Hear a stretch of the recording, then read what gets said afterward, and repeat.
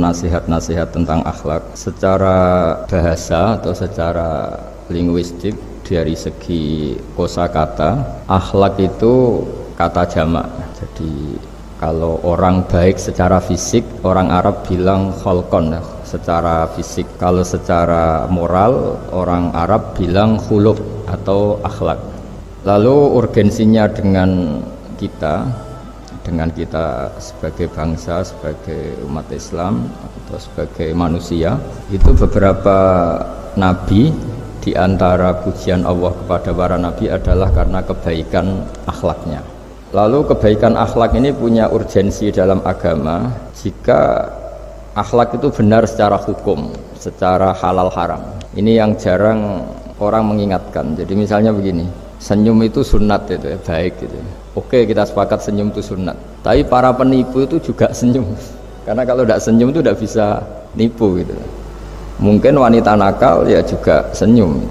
Orang-orang bisnis yang bodong biasanya cara ngerayu juga pakai senyum. Maka senyum ini berstatus nilai ibadah setelah kepastian target itu halal atau dalam konteks sesuatu yang disahkan agama. Sekali ndak, maka yang menjadi tidak halal.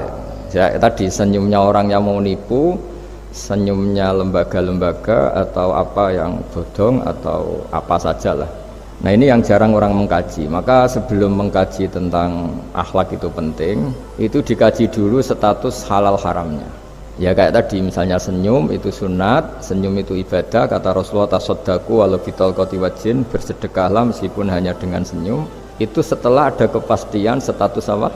Halal. Tapi jika orang itu mau nipu itu juga pasti senyum gitu. Orang yang mau menggoda lelaki juga pasti senyum, lelaki yang goda perempuan juga senyum, dan kadang konteksnya ada dalam hal-hal yang dibenarkan syarak. Sehingga kepastian halal haram ini nomor satu. Terus kedua, akhlak ini yang menurut disiplin fikih ini memang agak jelimet ya, tapi nanti Anda mudah memahami. Akhlak misalnya ekspresi senyum atau ceria itu dianggap sunat. Kalau dalam fikih dianggap sunat. Sunat itu ya tidak sampai wajib. Tapi ada konteks tertentu yang sunat ini menjadi wajib. Misalnya kita sebagai dai ya, sebagai ustadz itu, orang-orang yang nakal ini bawaannya senyum, ramah. Tapi kita yang ustadz ini bawaannya merengut, cemberut. Sehingga kecenderungan orang itu ngidolakan yang nakal. Nah, ini penting saya jelaskan supaya orang itu bicara akhlak. Akhlak itu tadi saya katakan, senyum itu baik, ramah itu baik. Tapi setelah status hukumnya itu halal gitu ya. Jadi kalau sebelum status hukum itu halal, ini ya ramahnya menjadi tidak baik. Misalnya kamu punya istri cantik, kemudian dia ramah sama lelaki siapapun, kamu kan pusing. Terus alasannya ramah itu baik. Makanya di Quran diingatkan fala takhdu'na bil qawli fayatma'alladzi fi qalbihi marad. Orang-orang solihah, orang-orang yang afifah, wanita-wanita terhormat, jangan terlalu ramah sama lelaki lain, karena lelaki lain yang kamu ramahin kalau kebetulan dia ada orang baik, pikiran ramah kamu ini ditafsirkan yang macam-macam.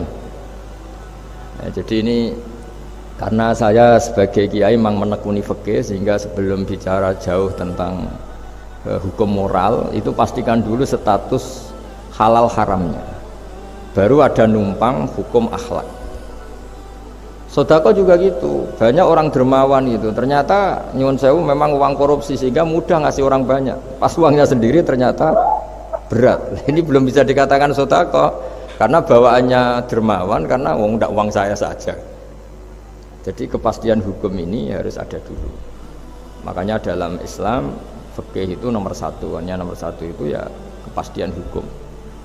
Baru dikasih hukum itu penerapannya, tatbikinya kalau dalam bahasa Arab butuh akhlak. Terus ketiga, cerita-cerita akhlak itu yang paling fenomenal itu kata banyak mufassir. Kenapa Saharatu Fir'aun? Jadi ketika duel, saya cerita sedikit. Musa ini punya banyak mukjizat. Nabi Musa ini punya banyak mukjizat. Mukjizat itu sesuatu yang luar biasa, nggak bisa dinalar oleh akal. Itu kalau orang baik disebut mukjizat, kalau orang buruk punya kemampuan ini disebut sihir. ya. Tapi sama-sama punya kekuatan yang dahsyat. Sehingga ketika Nabi Musa punya kekuatan yang dahsyat ini, yang disebut mukjizat, Fir'aun cara berpikir yang bisa mengalahkan ini hanya sihir. Dipanggillah ahli sihir yang profesional, yang top lah.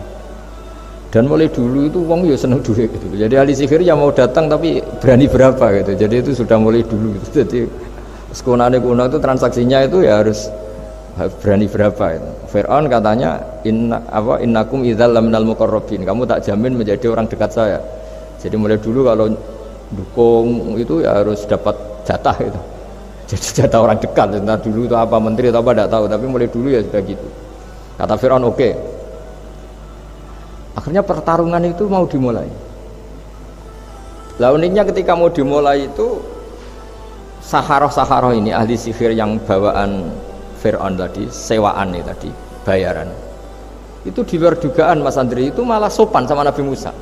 Ditonton orang banyak padahal. Ditonton orang banyak karena Fir'aun tuh ingin Nabi Musa itu kalah. Musa kalau dia manggil.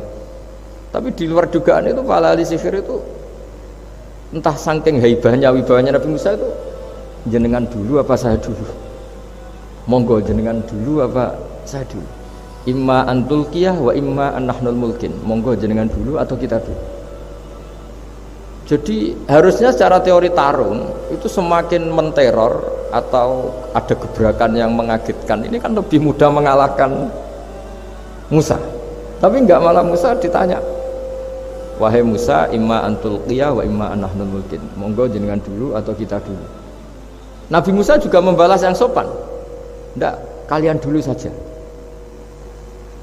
Nah itu kata para ahli tafsir, barokahnya akhlak yang dilakukan Saharatu Fir'aun ini, al-qawwa fi qulubihim al-iman. Allah saat itu juga memberi iman. Jadi barokahnya sopan sama Nabi siapa? Musa. Jadi barokah akhlak paling fenomenal dalam dunia tafsir adalah ketika Saharatu Fir'aun mendapat berkahnya adab, berkahnya akhlak sampai iman.